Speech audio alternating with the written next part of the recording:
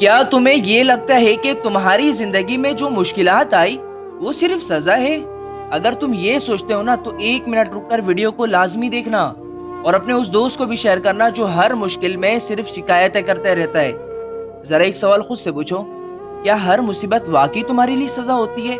ہم میں سے اکثر لوگ ایسے ہوتے ہیں جن کی زندگی میں جب مشکلات آتی ہے تو وہ فوراً کہتے ہیں کہ یا اللہ میرے ساتھ ہی ایسا کیوں ہوتا ہے؟ لیکن کبھی یہ سوچا ہے شاید یہ مصیبت تمہیں اللہ کے قریب کرنے کے لیے آئی ہو؟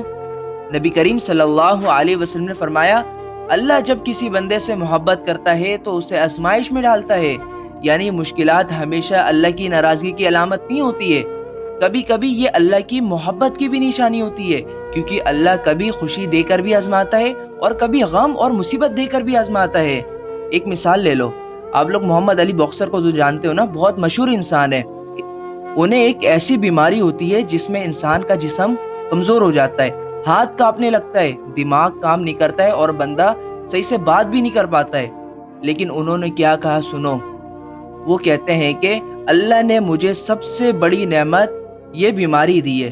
وہ کیوں؟ وہ بتاتے ہیں کہ میں ساری زندگی خود کو یہ سمجھتا تھا کہ آئی ایم گریٹس، اور اگر میں اسی حالت میں مر جاتا تو شرک کی حالت میں مرتا، کیونکہ میں خود کو یہ سمجھتا تھا کہ آئی ایم گریٹس۔ لیکن اللہ نے مجھے میری حقیقت دکھائی، میری اصلیت دکھائی، اور مجھے یہ بیماری دے کر مجھے شرک سے بچا کے اپنے قریب کر دیا۔ سبحان اللہ۔